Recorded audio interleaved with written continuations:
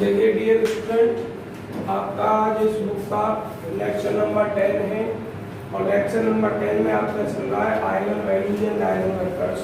आज third lecture है इस चैप्टर का और इस चैप्टर के हम आपको सभी प्रकार के सवाल करा चुके हैं।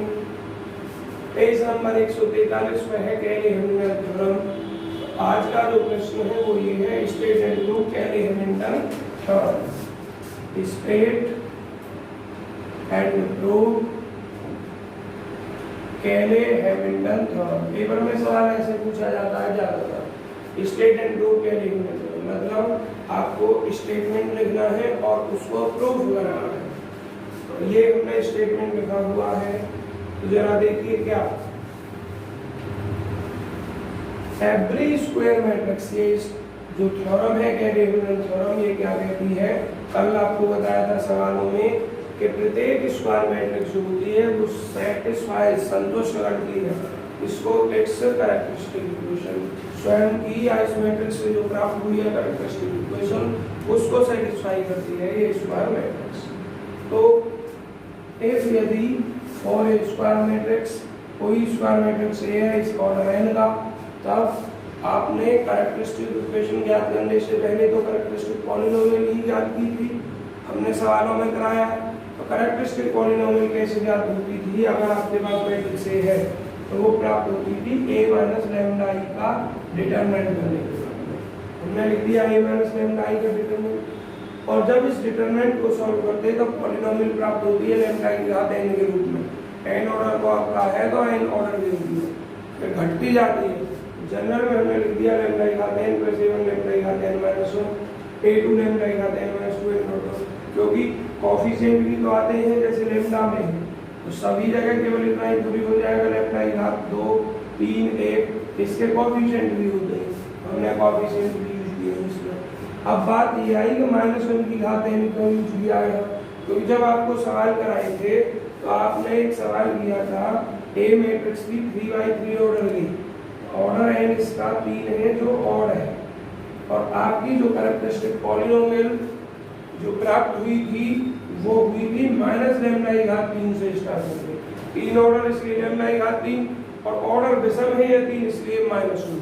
अगर ऑर्डर आपका ऑड होगा तो आपकी जो पॉलिनोमियल होगी उसका हाईएस्ट डिग्री टर्म का कोएफिशिएंट नेगेटिव होगा बच्चों। तो अब हमें ये n के बारे में पता नहीं है कि n क्या है, इवन है ऑड है, इसलिए हमने लिख दिया -1 की घात n आगे। अगर n इवन है तो ये प्लस हो जाएगा और ऑड है तो ये माइनस। तो बच्चों, तो ये आपकी कैरेक्टरिस्टिक पॉलिनोमियल लिखी हुई है। Then the matrix equation, matrix equation क्या होती है बच्चों, मैट्रिक्स इक्वेशन होती है कि हम जो पॉलिनोमियल होती है उसको 0 बराबर रख देते हैं।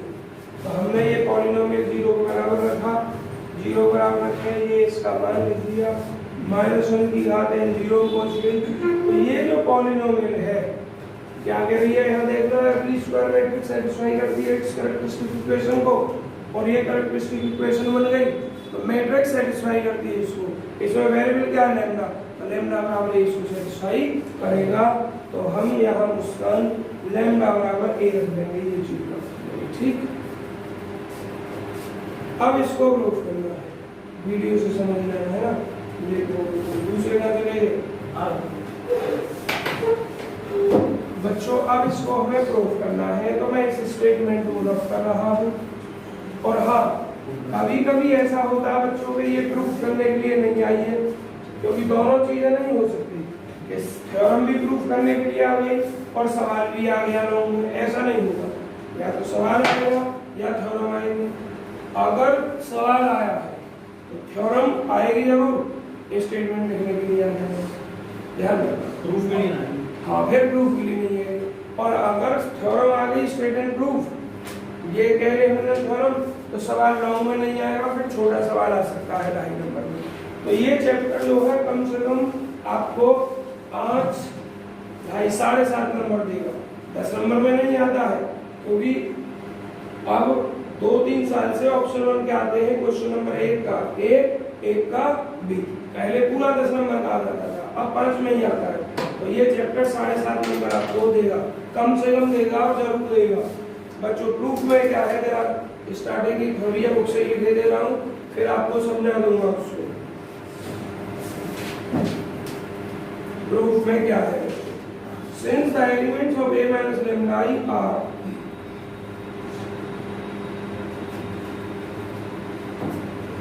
since the elements of a minus lambda I are at most of the first degree in lambda,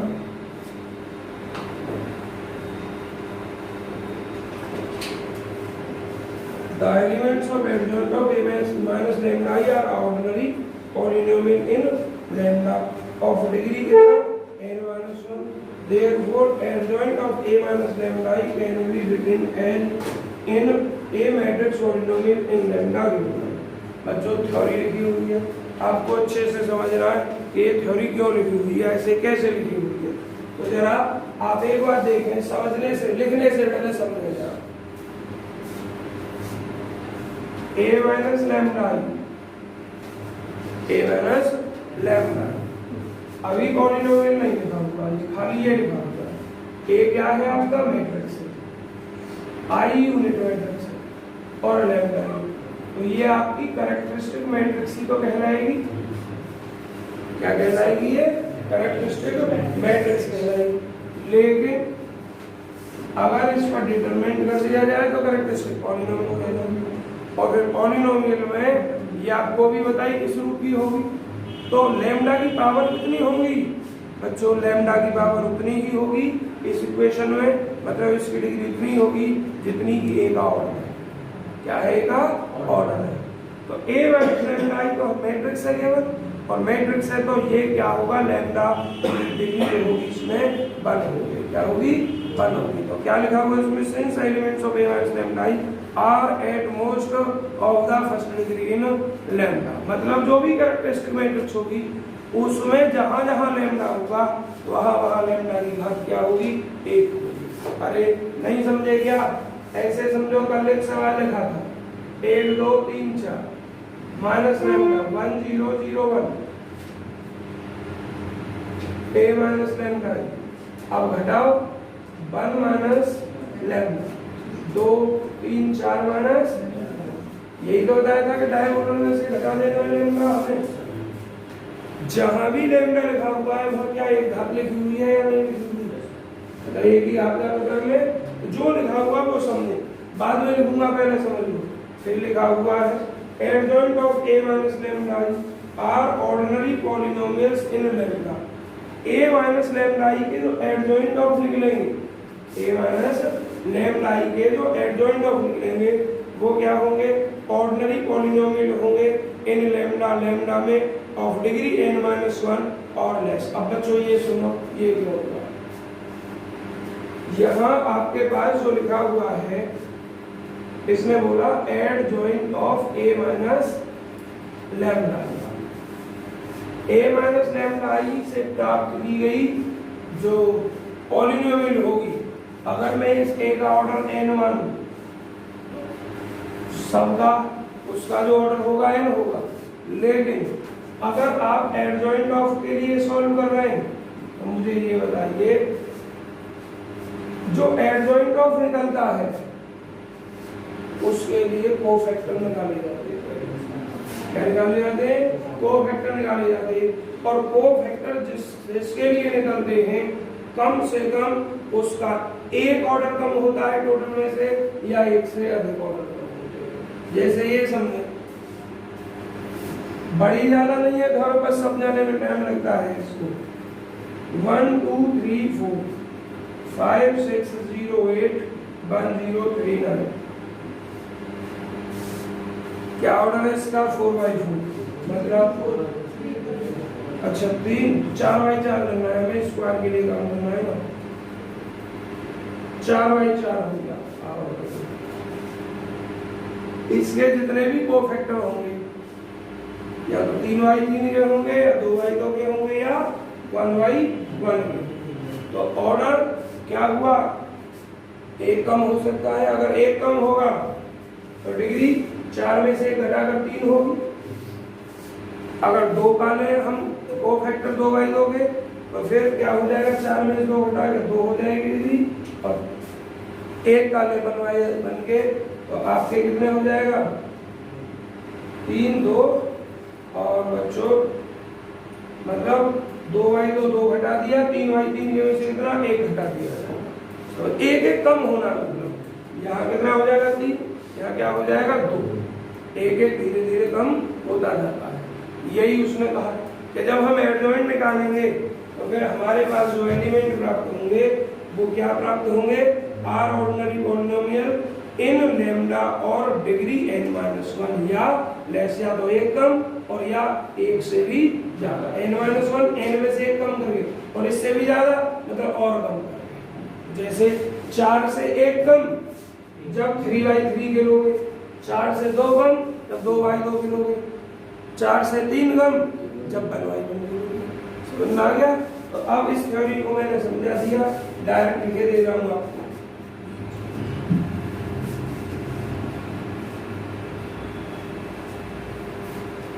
देखिए क्या लिखोगे आप since to be the elements of a minus lambda I are at most of the first degree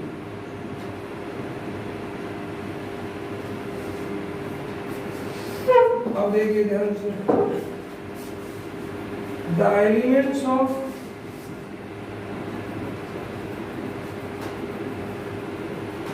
adjoint of a minus lambda I are ordinary polynomial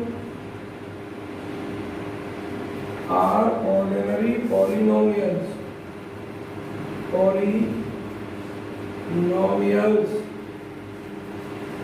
in lambda of degree n-1 or less therefore इसलिए adjoint of a minus lambda I can be written as a matrix polynomial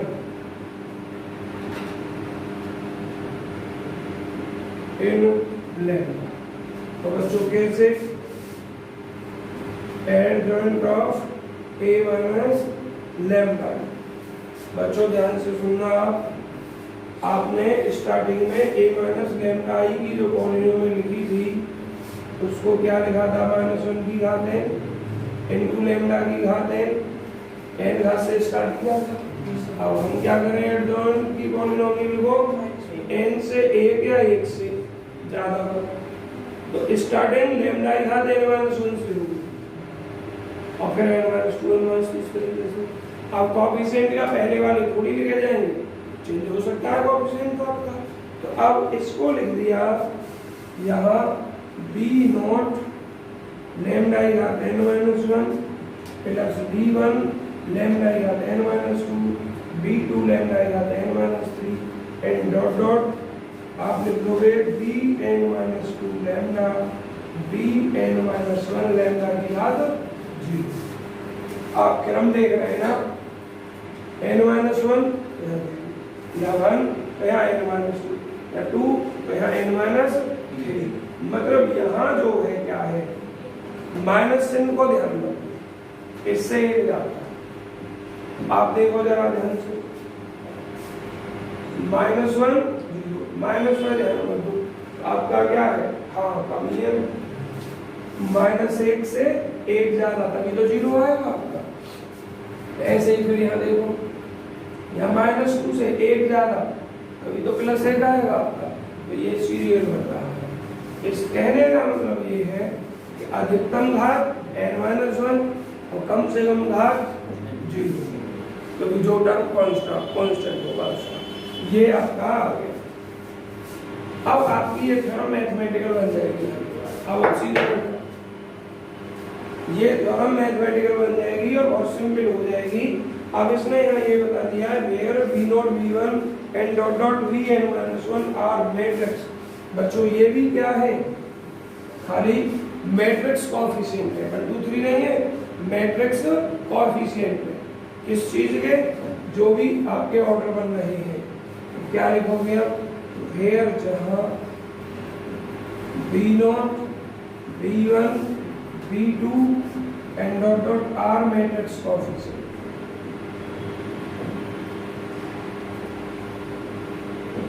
matrix coefficient है। और बच्चों अब आप क्या लिखोगे, we know that, हम जानते हैं बच्चों, आपको एक नियम पता होगा कि A into adjoint of A, किसी भी मैट्रिक्स के एडजॉइंट ऑफ A में, किसी मैट्रिक्स के एडजॉइंट में उसी मैट्रिक्स से मल्टीप्लाई की जाती है, तो वो रिजल्ट होगा mod of A into I। क्या होता है, mod of A into I। तो अब हम इसको लिखेंगे, यूज करेंगे नाउ। अब बी है, हम रखते हैं, हमारे पास क्या है, ए की जगह ए माइनस लैम्डा है, तो बी है हम रखते हैं adjoint of A minus lambda I, और इनटू कितना, एडजॉइंट ऑफ ए, नहीं मैट्रिक्स है, इसका adjoint of A minus lambda, ये लिखा जाएगा। और ये किसके बराबर होगा बच्चों, mod of A minus lambda I का मॉड इनटू आई, ये इसके बराबर हो जाएगा। अब बच्चों इनके आपको मान बताएंगे,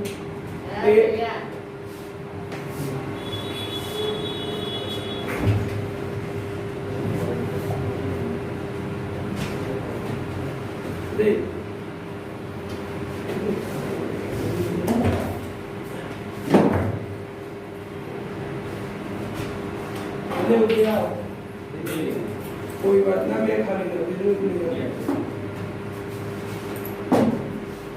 बच्चों पे बच्चे पढ़ नहीं आते, यहाँ पे देख ए माइनस लैम्डा आई की वैल्यू कितनी, अच्छा ये तो इतना ही है, इसकी वैल्यू रखी जाएगी,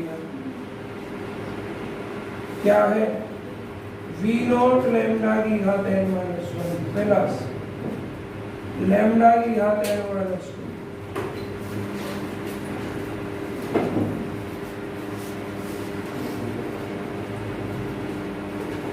लैम्डा की घात एक एक नहीं लिखे, बी एन माइनस 1 लैम्डा की घात 0, इसको लिखना रहे यहाँ, और इज इक्वल टू, ये क्या है बच्चों, mod of A minus lambda I, और mod of A minus lambda I starting में ही लिखा है, सबसे पहले लिखा था ना इस स्टेटमेंट में, इसका मान हमने क्या लिखा था, इसका मान लिखा था हमने, मिटा दिया ना मैंने बोर्ड से, -1 की पावर n लैम्डा की घात n प्लस a1 लैम्डा की घात n minus 1 an into i। अब बच्चों इसकी इसमें मल्टीप्लाई करो, यहाँ से सेम डिग्री के टर्म लैम्डा के लेने हैं और कम लेने, यहाँ लैम्डा की घात n -1 की घात n हो रही है केवल, इधर से लैम्डा की घात n देखिए कहाँ आएगी, सिर्फ एक ही जगह आएगी जब इसकी गुणा यहाँ होगी।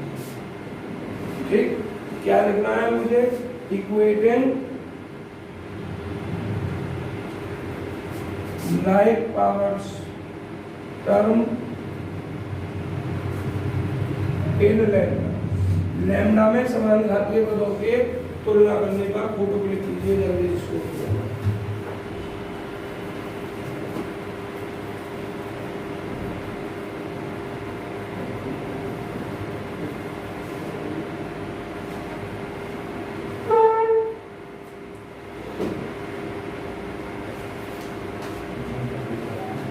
देखिए बच्चों आवाज में,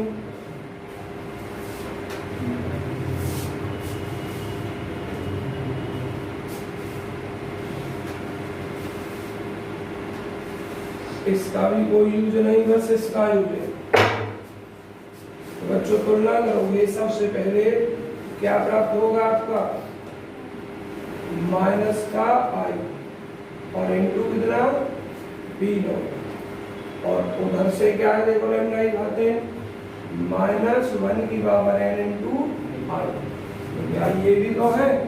अब लैम्डा की घात n-1 की तुलना करो, n-1 इधर देखना लैम्डा की घात n माइनस 2 कब आएगा, एक तो इसके साथ मल्टीप्लाई करके आएगा और इसके साथ मल्टीप्लाई करके आएगा। जब इसके साथ मल्टीप्लाई करें तो ये आएगा A B naught, A B naught, और जब इसके साथ मल्टीप्लाई करेंगे तो ये हो जाएगा माइनस का आई और कितना b1। उधर जाइए दूसरी तरफ, लैम्डा की घात n माइनस 1 का कोएफिशिएंट -1 की घात n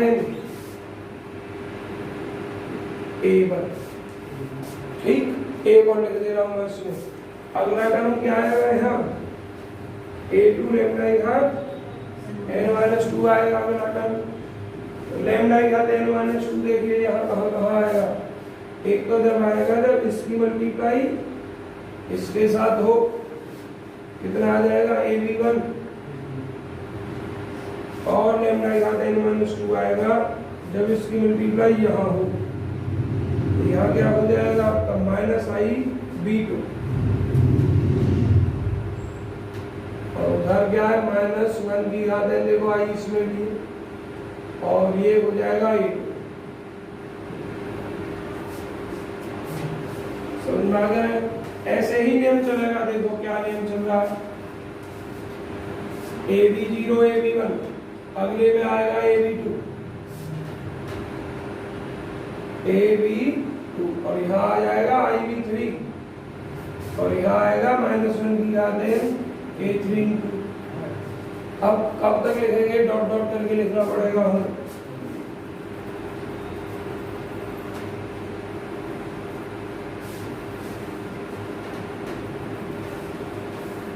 जरा देखिए,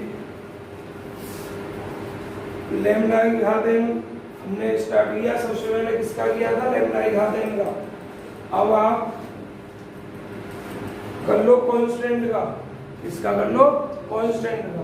कांस्टेंट क्या है सर, a की घात n, तो बच्चों a की घात n और ये हो जाएगा -1 की घात n into a n into I, क्योंकि लैम्डा की घात 0 होगी ना कांस्टेंट में, तो सबसे लास्ट में जब करेंगे हम तो ये हो जाएगी -1 की घात n इंटू a n और इंटू क्या आपका आई। इधर देखिए कांस्टेंट टर्म कहाँ आएगा, एक तो कांस्टेंट टर्म आएगा जब इसकी गुणा इसके साथ की जाएगी,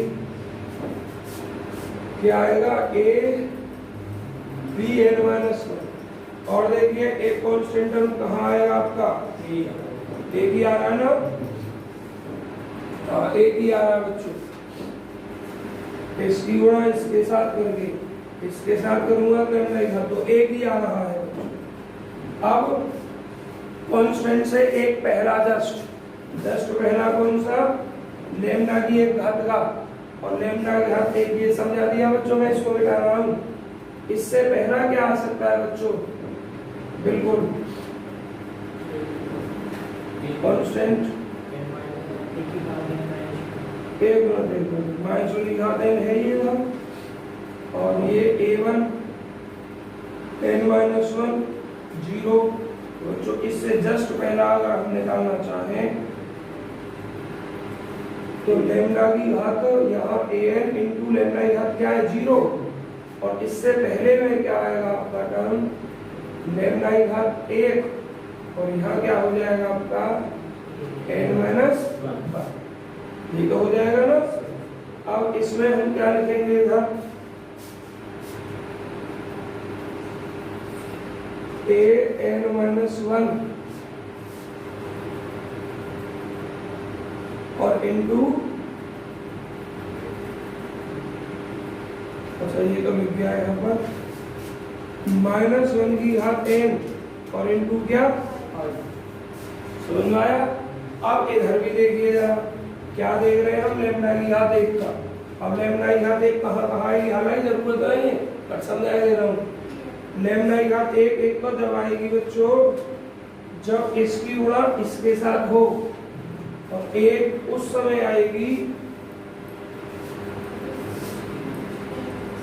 लैम्डा जब इसकी गुणा किसके साथ हो, इसके साथ। 1 जब आएगा लैम्डा की घात 1, तो अब जब इसकी मल्टीप्लाई इसके साथ करूंगे तो ये हो जाएगा ए बी एन माइनस 2। वैसे भी देखते चल रहा है एक एक कम है सफिक्स, तो यहाँ 2 यहाँ 1 कम है, माइनस यहाँ डायरेक्ट इसी नियम का यूज करके लिख दो या देख लो आई, और कितना हो जाएगा इसकी मल्टीप्लाई वहां करोगे तो हो जाएगा B N minus B N minus, इसका तो अकेला ही है और ये बराबर, ये आपको आ गया। अब आपको प्रूफ क्या करना है जरा ध्यान से देखना। हमें जो प्रूफ करना है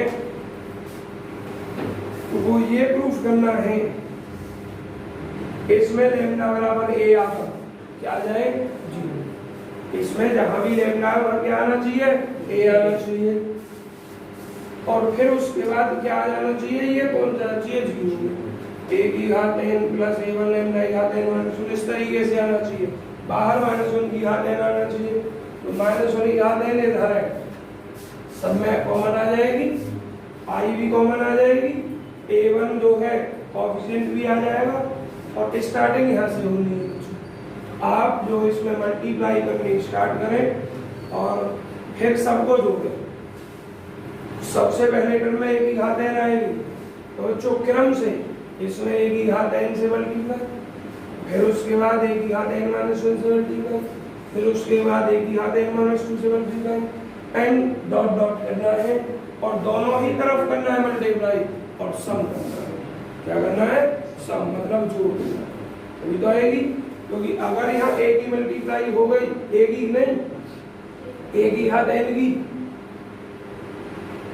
-1 की घात n सब में से कॉमन, i सब में से कॉमन, पहला टर्म a की घात n हो जाएगा, जो आपके कैरेक्टरिस्टिक इक्वेशन में होता है ना। तो बच्चों आपको अब जो इसमें लिखा हुआ है क्रम से प्री मल्टीप्लाई, जो मैं बता रहा हूँ प्री मतलब पहले मल्टीप्लाई करने पर, हर टर्म के पहले मल्टीप्लाई करने पर, किससे a की घात n से, a की घात n माइनस 1 से, a की घात n माइनस 2 से, एंड देन ऐड, तब उन्हें जोड़ने पर मल्टीप्लाई किस किस में करनी है इनमें। समझ में आ गया यहाँ तक? फोटो भी खींच रखा है आपने यहाँ तक? नहीं खींचा? खींचो जल्दी।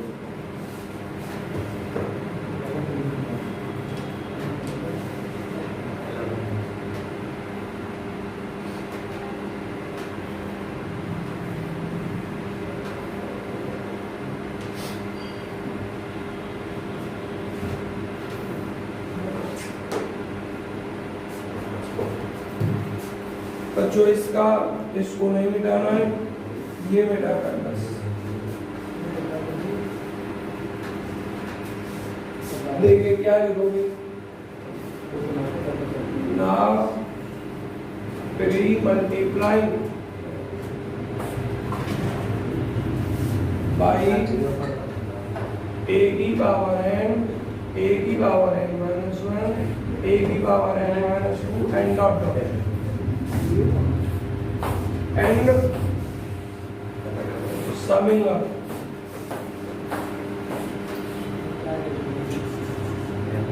और जोड़ दे बच्चों, पहले इक्वेशन में एक ही घात n से, दूसरी में एक घात n माइनस 1 से, ऐसे चलना।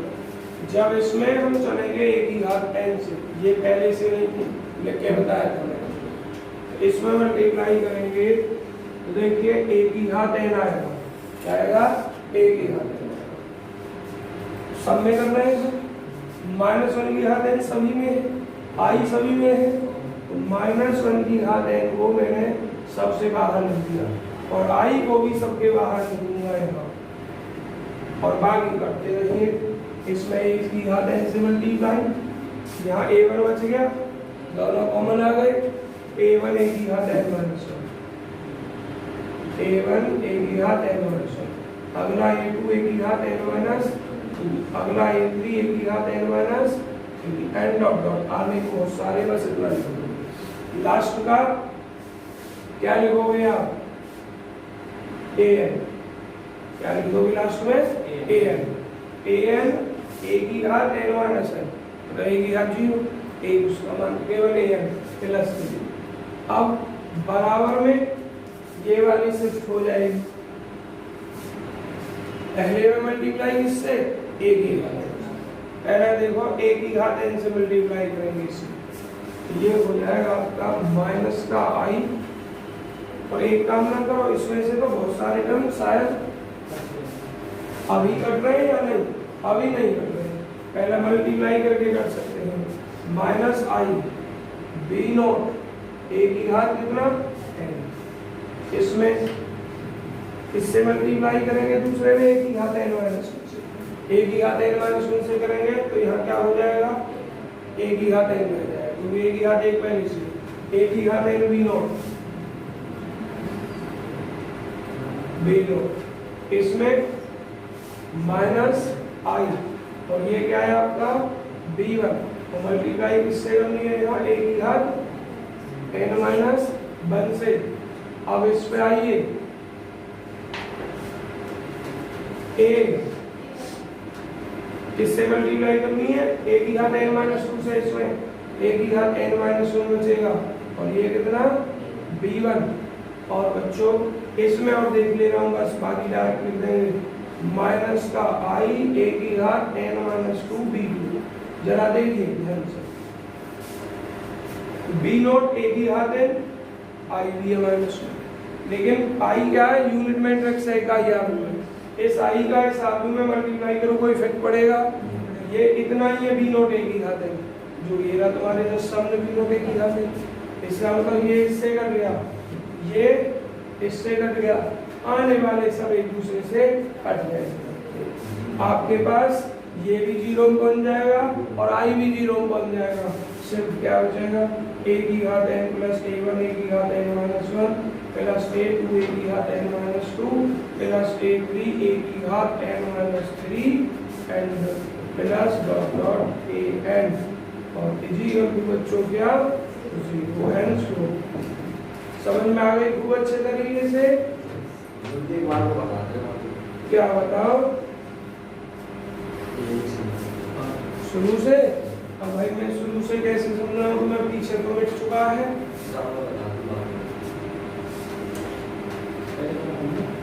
देखिए ये जो है ना, ये तुलना करके आए हैं, क्या करके आए हैं, तुलना करके आए हैं। एक काम करना, तुम किताब में बाद में समझ जाना, ठीक है, तो अब मैं कैसे समझाऊं, पास नहीं हो गई समझा देगा, ये तुलना करके आए, इससे पहले लाइन होती तो समझा देगा, फोटो क्लिक कीजिए,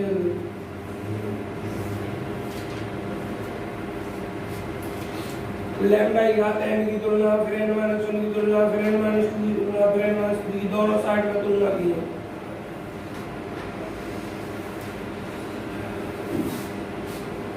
बच्चों ये चैप्टर हो गया आपका फिनिश, लगभग आधा घंटे में जो भी टाइम बचा है आपका लास्ट चैप्टर खत्म,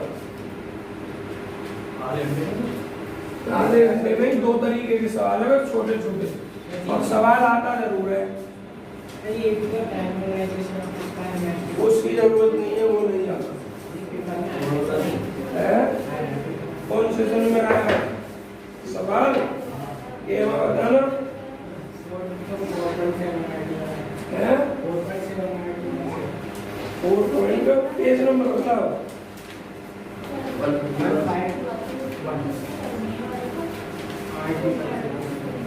151 आर्टिकल, सवाल के हमारे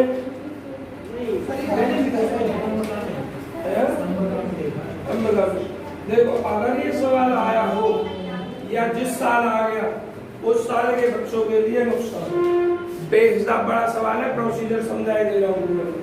देखिए ये एक भैया कह रहे हैं कि एक सवाल इस टाइप का आया हुआ है, जो पेज नंबर आपका 157 पे 23वां एग्जाम्पल है और 59 पे 24वां एग्जाम्पल है।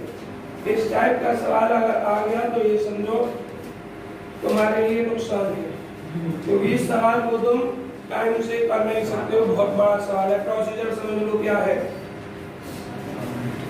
157 पेज पे एग्जाम्पल नंबर 23 क्या कहा है, ए स्क्वायर मैट्रिक्स ए, कोई भी स्क्वायर मैट्रिक्स है इस तरीके से डिफाइन किया गया है, तो इसमें प्राप्त करना है मॉडल मैट्रिक्स पी। और रिजल्टिंग डायगोनल मैट्रिक्स बी इस ए के लिए। प्रोसीजर क्या है? सबसे पहले आपको कैरेक्टरिस्टिक इक्वेशन ज्ञात करनी है, कैरेक्टरिस्टिक इक्वेशन के रूट ज्ञात करने हैं। रूट निकले हुए लैम्डा इक्वल टू 1 -1 और 3। उसके बाद बच्चों के रूट आए हैं 3, तो तीनों रूटों के लिए अलग अलग आपको आइगन वेक्टर निकालने हैं 3। क्या निकालना है? आइगन वेक्टर निकाल चुका हूं, समझा चुका हूं। देखिए जरा,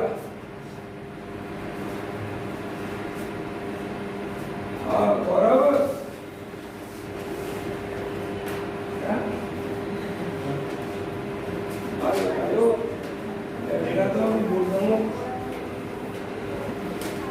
देखिए ध्यान से। तो आप सभी जितने भी आपके आइगन वैल्यूज निकलेंगी सब के लिए आइगन वेक्टर निकालोगे। सब काम तुमने कर रखा है, बस सवालों को डबल कर दिया है। कोई आइगन वेक्टर निकाल दोगे, eigen vector x1 x2 x3। फिर आपको निकालना है मॉडल मैट्रिक्स P। क्या निकालना है? मॉडल मैट्रिक्स जो P है आपकी बच्चों, वो तीनों आइगन वेक्टर को मिलाकर बन रही है। अगर 2x2 की मैट्रिक्स दी गई है आपकी, तो 2 आइगन वेक्टर निकलेंगे, 2 कैरेक्टरिस्टिक रूट निकलेंगे। तो फिर आपकी 2x2 में ही हो जाएगा मॉडल मैट्रिक्स। अगर ये 3x3 का दिया है तो 3 आइगन वेक्टर निकलेंगे, और आपका जो पहला निकला है उसे पहला कॉलम बनाओगे, दूसरा जो निकला है आपका आइगन वेक्टर उसे दूसरा कॉलम, तीसरा जो निकला है उसे तीसरा कॉलम। अब आपके दिमाग में आ रहा होगा कि सर जी ने तो आइगन वेक्टर इस रो के रूप में बताया था, लेकिन मैंने साथ ही साथ उस पर डैश भी तो लिखा था, और जब रो पर ट्रांसपोज करेंगे तो वो एक कॉलम मैट्रिक्स में तो बदल जाता है। समझ में आ गया? तो ये 3 आइगन वेक्टर निकालोगे, पहले आइगन वेक्टर को पहले कॉलम में, दूसरे को दूसरे कॉलम में, तीसरे को तीसरे कॉलम में रख दोगे, आपकी मॉडल मैट्रिक्स निकल जाएगी। अब देखना आगे क्या करना है, कितना डायगोनलाइजेबल है। चलो ठीक है, तो कोई बात नहीं। देखो डायगोनलाइजेबल तो बहुत आसान है दिखाना। अगर आपको आगे करना है यहाँ से कि डायगोनल मैट्रिक्स याद करनी है, तो आपको जो मॉडल मैट्रिक्स है, मॉडल मैट्रिक्स P, उसका इनवर्स निकालना। क्या निकालना है? इनवर्स निकालने भी आते हैं आपका, इनवर्स भी काफी बड़ा होता है। P इनवर्स निकालोगे, P इनवर्स आप कई मेथडों से निकालते हैं, या मैं ये नहीं कहूंगा इस मेथड से निकालो, जिससे आप चाहें उससे निकाल लीजिए। और फिर आपसे डायगोनलाइजेशन मैट्रिक्स पूछ रहा है कि the resulting diagonal matrix B of A। तो जो डायगोनल मैट्रिक्स जो होती है, मॉडल मैट्रिक्स का इनवर्स इनटू गिवन मैट्रिक्स और इनटू P, ये मैट्रिक्स होती है आपकी। इसको मान निकालिए, और उम्मीद है इसको निकाल लोगे। और जो डायगोनलाइजेशन मैट्रिक्स है उसकी मतलब डायगोनल मैट्रिक्स, और डायगोनल को हिंदी में क्या कहते हैं? विकर्ण। और विकर्ण आगे होता है डायगोनल मैट्रिक्स में सिर्फ डायगोनल के अंदर एलिमेंट नॉन जीरो होंगे, बाकी सब एलिमेंट कैसे होंगे? जीरो। दिखाना कैसे पूछा?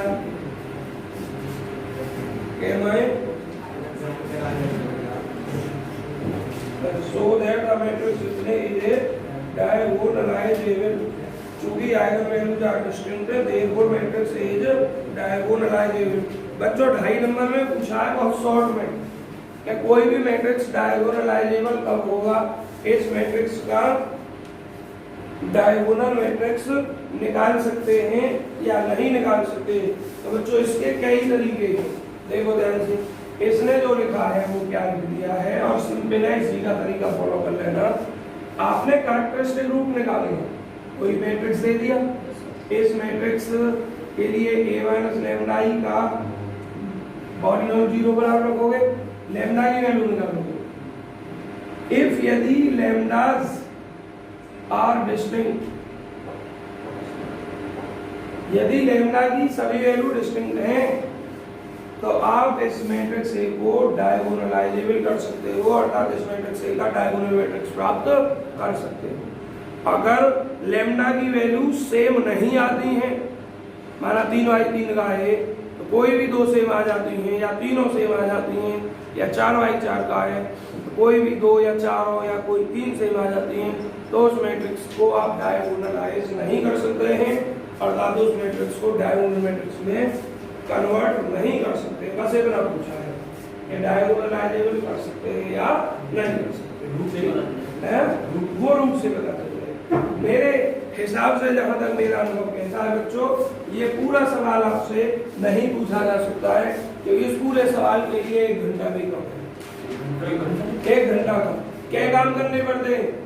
कैरेक्टरिस्टिक रूप निकालना है, आइगन वेक्टर निकालने हैं, फिर मॉडल मैट्रिक्स बनाकर उसका इनवर्स निकालना है, फिर मल्टीप्लाई। और तुम्हें पता है इनवर्स किसी भी मैट्रिक्स का निकालना और आइगन वेक्टर निकालना काफी बड़े पार्ट होते हैं। मेरी तरफ से ये चैप्टर फिनिश है। अब देखिए जो आपका चैप्टर नंबर 5 है, बस इसमें से 2 तरीके के सवाल पूछे जाएंगे और वो देख लीजिए क्या है।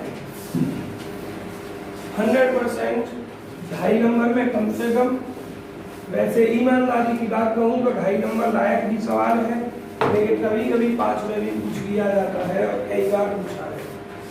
पूछा हर साल जाएगा, इस साल भी आऊंगी आपकी। देखो क्या पूछा जाता है, 2 तरीके के सवाल है। कोई परिभाषा वगैरह याद नहीं करनी तो इससे एक ही एक्सरसाइज है। ऑब्टेन द मैट्रिक्स, मैट्रिक्स याद कीजिए corresponding to the following quadratic forms. निम्नलिखित क्वाड्रेटिक फॉर्म की मैट्रिक्स याद कीजिए। एक तो आपको मैट्रिक्स पूछता है और दूसरा आपसे पूछता है कोई मैट्रिक्स दे देता है, उस मैट्रिक्स को क्वाड्रेटिक फॉर्म में ज्ञात कीजिए। बस ये 2 तरीके के सवाल है। जरा देखना कैसे कैसे आप लिखते हैं। जैसे आपका सवाल पहला ही ले रहा हूं मैं, क्वेश्चन नंबर 1 का फर्स्ट पार्ट क्या है इसमें? x² + 2y² + 3z² + 4xy। लॉगेस phone पर नजर घुमाते रहना, बैटरी बीत सकती है।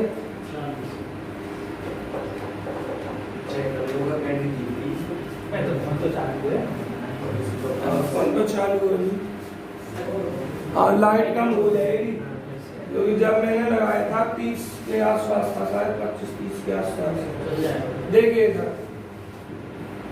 ये है मैट्रिक्स, इस मैट्रिक्स नहीं है, इस क्वाड्रेटिक फॉर्म को मैट्रिक्स फॉर्म में बदलना है। ऐसे बदलते बहुत ही सिंपल है। आप लिखोगे द गिवन क्वाड्रेटिक, क्वाड्रेटिक का मतलब समझते हो 2 डिग्री का polynomial. The given quadratic polynomial can be written as, ऐसे लिखा जा सकता है x² को x × x, x1² होता तो x1 × x1 लिख सकते। मतलब जो स्क्वायरिंग है उसे इनटू में लिखना है, 2y², 2y × y, 3z² है, 3z × अगर यहाँ ऐसे लिखा होता तो ज्यादा बढ़िया, x1 × x1। इसका मतलब क्या है? x1 × x1, इसका मतलब क्या है? पहली रो का पहला एलिमेंट और वो क्या लिखना है जो यहाँ कोफिशिएंट समझना है। अब यहाँ 3 वेरिएबल है x y z, तो x पहला वेरिएबल, पहली रो पहले कॉलम के लिए, y दूसरा और z तीसरा। तो देखिए पहली रो का पहला एलिमेंट कोफिशिएंट क्या है? दूसरी रो का दूसरा एलिमेंट कोफिशिएंट क्या है? 2। तीसरी रो का तीसरा एलिमेंट कोफिशिएंट क्या है? 3। अब स्क्वायरिंग वाले टर्म अगर नहीं है, वेरिएबल का प्रोडक्ट फॉर्म है, तो उनको 2 टर्म के सम के रूप में लिखते हैं। किसके रूप में लिखते हैं? 2 टर्म के सम के। मतलब ये 4xy है, 2 जगह तोड़ोगे 2xy होगा, लेकिन एक जगह पर जो भी तो 2xy रहेगा, दूसरे जगह पर 2y × x हो जाएगा। चेंज कर दो वैल्यू, x × y को y × x, मतलब जो पहले रो में था वो अब कॉलम में, जो पहले कॉलम में था वो अब रो में। ये 5/z, इसको तोड़ो 5/2 5/2 zy और ये 6zx 3zx 3x। क्लियर? किसी कोई प्रॉब्लम?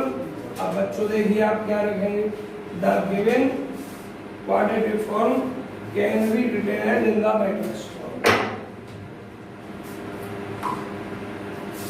या लैंग्वेज देखना क्या दी गई सवाल में, मैट्रिक्स करस्पोंडेंट रिक्वायर्ड मैट्रिक्स लिखो, required matrix corresponding to the given quadratic equation, नहीं polynomial, given quadratic polynomial, दिए गए क्वाड्रेटिक पॉलिनोमियल के सापेक्ष आवश्यक मैट्रिक्स क्या है। इसे नोट कर देता हूं, x into x पहली रो का पहला एलिमेंट का कॉलम है, मतलब जो सेम है ना वेरिएबल, उनके कोएफिशिएंट को आप डायगोनल में लिखो, पहले वो पहले में, दूसरे को दूसरे में, तीसरे को तीसरे, दूसरा 2, दूसरी रो का दूसरा 3, जेड तीसरा वेरिएबल है ना, तीसरी रो का तीसरा। अब ये नहीं कि 1 2 3 ही आएगा, कुछ भी आ सकता है। x into y, x gamma variable है पहला, पहली रो बोला आ जाएगा, y गैमा है दूसरा, पहली रो का दूसरा है क्या है, तो y दूसरी रो का पहला एलिमेंट, तो दूसरी रो का तीसरा एलिमेंट और तीसरी रो का दूसरा एलिमेंट, और तीसरी रो का पहला एलिमेंट और पहली रो का तीसरा। समझ में आ गया?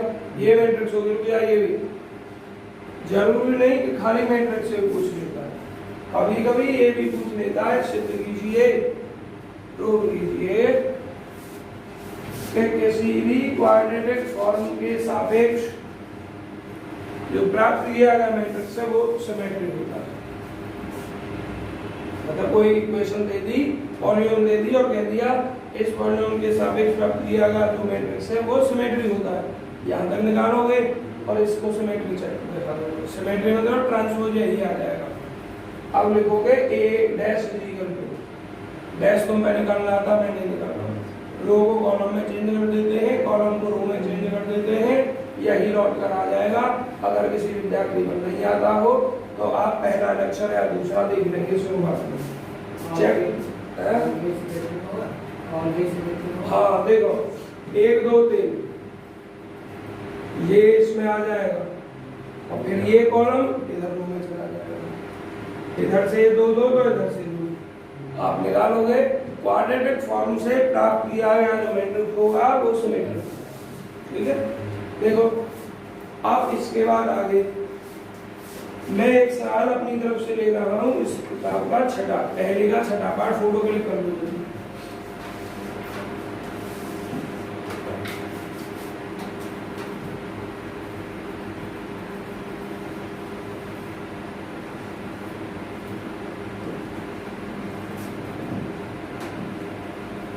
पूरे बार को मुझे ध्यान आ गया, तो मैं एक काम कर रहा हूँ।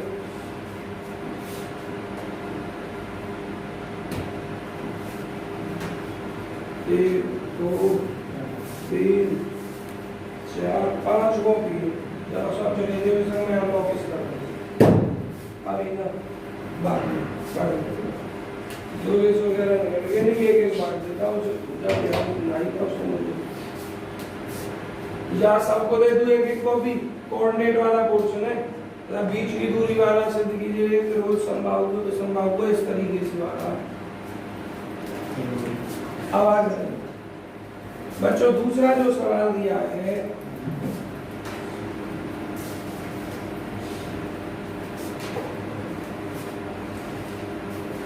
वो क्या है,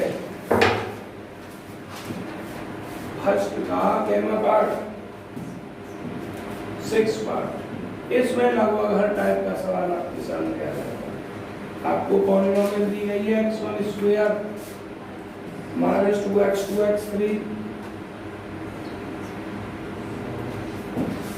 माइनस x3 x4। देखिए जरा ध्यान से, कितने वेरिएबल गिवन है सवाल में? 4, है ना। पूरी फॉर्म तो लिखी ना, पहले का स्क्वायर ना दूसरे का, पहले का तो है, दूसरे तीसरे चौथे का नहीं है। सभी टर्म प्रोडक्ट में नहीं, x1 x2 x1 x3 x1 x2 x2 x3 x2 x4 या x3 x4 सब नहीं। तो जो नहीं है उनको कैसे पूरा करें? पहले लिखेंगे the given quadratic form can be written as, दी गई क्वाड्रेटिक फॉर्म ऐसे लिखी जा सकती है। कैसे? पहला तो ये सही है, x1 स्क्वायर है तो x1 x1 लिख सकते हैं। बाकी इसमें है ही नहीं कोई स्क्वायर, पहले 4 सबका पूरा करना है। 0 × x2 × x2 0 × x3 × x3 0 × x4 × x। Problem कोई? जो है उनको लिखिए पहले, x2 x3 दो जगह तोड़कर लिखिए। तो ये हो जाएगा माइनस x2 x3 और माइनस x2 x3। अब इसको तोड़कर बच्चों ये चेंज करना है, x3 x2। यहाँ 1 लिखने की जरूरत ना है, अपने आप समझ जाओगे, गुणा में 1 होता ही है। अब इस पे आइए, माइनस इसका आधा करोगे 1 का 1/2 x3 x4 minus 1/2 x4 x3। बच्चों सभी नहीं आए अभी, कितने रह गए जरा देखो ध्यान से। x1 x2 वाला पेयर रह गया, x1 x3 वाला रह गया, x1 x4 वाला रह गया। और एक बात बताऊं, यहाँ तो आप कंफ्यूज हो जाओगे, चक्कर में पड़ जाओगे। इसलिए आपके पास जितने टर्म है उनको सही करके लिख दो, जितने टर्म है उन्हीं को सही करके लिख दो, बाकी जो बचे मैट्रिक्स में वहां 0 कर दो। तो देखिए हटा दो इसको, क्या लिख दो? x1 × आपका टाइम भी बचेगा और दिमाग भी कम खर्च होगा। क्या लिखोगे आप? रिक्वायर्ड मैट्रिक्स आवश्यक करस्पॉन्डिंग, ये लैंग्वेज पिछले साल की आप स्वयं लिखोगे ए जी। ध्यान से देखिए, पहली रो का पहला 1 क्या बाकी दे रखे हैं, दूसरी रो का दूसरा, तीसरी रो का तीसरा, चौथी रो का चौथा। तो डायगोनल के एलिमेंट नहीं है ना, तो 0 0 और बाकी देखिए दूसरी रो का तीसरा एलिमेंट है, दूसरी रो कहाँ आएगी? यहाँ यहाँ दूसरी रो का तीसरा एलिमेंट कितना दिया है? माइनस। अब तीसरी रो का दूसरा भी, तीसरी रो का दूसरा माइनस है, तीसरी रो का चौथा -1/2, चौथी रो का तीसरा -1/2। बाकी जो जो आपको अनुपस्थित दिखाई दे रहे हैं सबको 0 लिख दो। 0 0 0 0 0 0 0। 2.5 नंबर में पूछा जाता है, खुदा के वजन दे। अगर 5 नंबर में पूछ लिया तो ये समझो कि तुम पर एग्जामिनर मेहरबान है।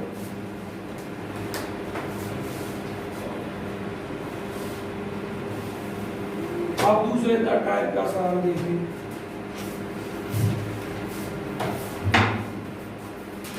दूसरा टाइप है write down the quadratic forms. Quadratic form को लिखिए किस रूप में? Corresponding to the following symmetric matrix के रूप में। Write down the quadratic forms. अच्छा हाँ, क्वाड्रेटिक फॉर्म लिखना, मैं उल्टा पढ़ रहा हूँ। To the following symmetric matrix, ये जो मैट्रिक्स दिए हैं सिमेट्रिक फॉर्म में है, इन सिमेट्रिक फॉर्म से आपको लिखना है क्वाड्रेटिक फॉर्म। तो बच्चों बहुत सिंपल है, आप एक कंडीशन का यूज करेंगे बस इसमें।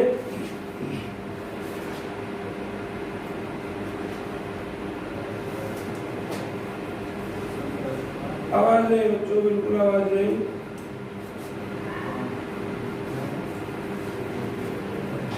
देखिए ध्यान से कर दूंगा इसको। सवाल 2 में आपको पहले दूसरे में से आपको कौन सा सवाल करना है? दूसरा ज्यादा बड़ा हो जाएगा, तरीका समझो, और दूसरे का फर्स्ट कर लो। मैट्रिक्स क्या दिया है? ए 1 2 3 2 0 3 3 3 1। देखिए भाई, आपको ये कहना है कि इस सिमेट्रिक मैट्रिक्स से क्वाड्रेटिक फॉर्म बनाइए। क्वाड्रेटिक फॉर्म क्या होगी? x dash ax।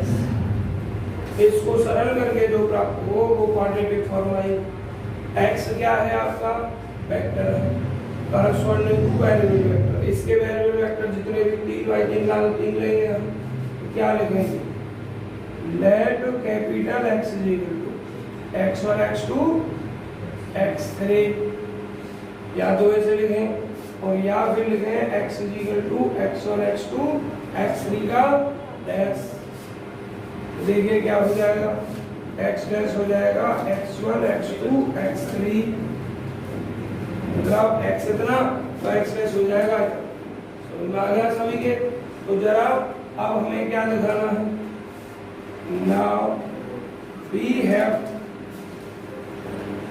हम रखते x डैश ax, हमको इसका मान लेना। एक साथ तो 3 मैट्रिक्स मल्टीप्लाई होती नहीं है, या तो x डैश को a के साथ लीजिए, या इस a को x के साथ। बात होगा। चलिए हम क्या करें? ax के साथ मल्टीप्लाई कर दीजिए। देखिए आपको पहले इतना मान ज्ञात करने के लिए अलग से ax ज्ञात कर लीजिए। क्या ज्ञात कर लीजिए? ax। a क्या है हमारा? गिवन मैट्रिक्स है 1 2 3 2 0 3 3 3 1, और x आपका क्या है? x1 x2 और मल्टीप्लाई आप सब पर आती होगी करनी, यहाँ तो मल्टीप्लाई अब बच्चों के मत। ax इक्वल टू, मल्टीप्लाई करिए पहले कॉलम की, इस कॉलम के पहले एलिमेंट को गुणा करने के 2 तरीके। अगर कोई दूसरे तरीके से गुणा करता है तो मेरे तरीके को सीखने की कोशिश मत करना, क्योंकि बहुत कंफ्यूजन होती है। एक करने के बाद दूसरा अगर हम करें तो एक होता है कॉलम बाई कॉलम और एक होता है कॉलम बाई रो। मैं जो करता हूँ कॉलम से कॉलम में करता हूँ, इसलिए जिस पर जो आता है उससे करें, ठीक है। एक चीज और, सिर्फ बोलने का तरीका अलग होता है। जो जहां एलिमेंट इस मेथड से लिखा जाएगा वही एलिमेंट दूसरे मेथड से वहीं पर लिखा जाएगा।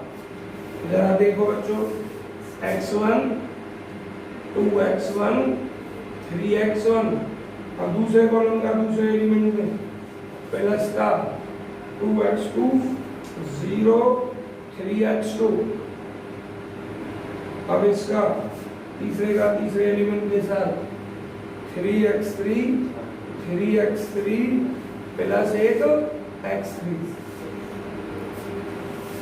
ये एक ही कॉलम बना है। क्या है ये? एक कॉलम। अब आपको क्या करना है? नाउ आप वी हैव, अब रख रहे हैं हम x डैश ax। बच्चों आपको मैं एक सलाह देता हूँ, पहले x डैश की a में गुणा करने से फायदा मिलता है, ध्यान रखना। अब x डैश का मान लिख दीजिए, क्या है x dash? x1 x2 x3, और ax है हमारा x1 plus 2x2 plus 3x3, 2x1 3x3 3x1 plus 3x2 plus x3। ये एक कॉलम है सिर्फ। क्या है? एक कॉलम है। मल्टीप्लाई करोगे बच्चों, अब हम रो की कर रहे हैं कॉलम में, तो हमारे पास ये है, या ये समझो ये पहला कॉलम इसके साथ, फिर दूसरे कॉलम के साथ, फिर तीसरे के साथ।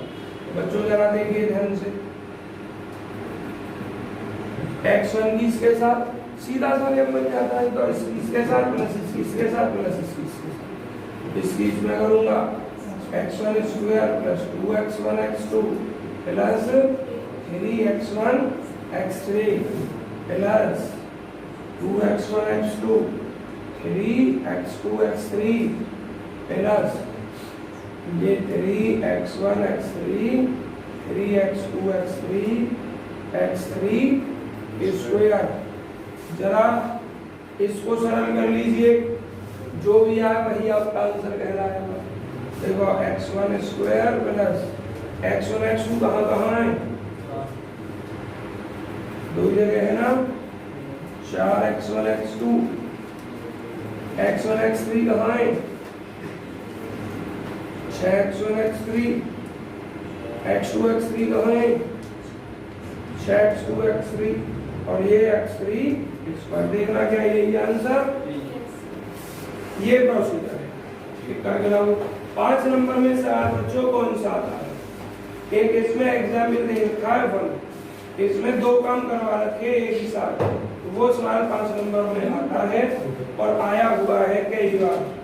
आपको एग्जाम्पल बंद करना है, दोनों पार्ट, 2 एक पार्ट करने हैं, तीसरा चौथा करना है और बाकी ये एक्सरसाइज आपके सामने। मैट्रिक्स का पोर्शन हो गया खत्म। ये बुक के सोचेगी।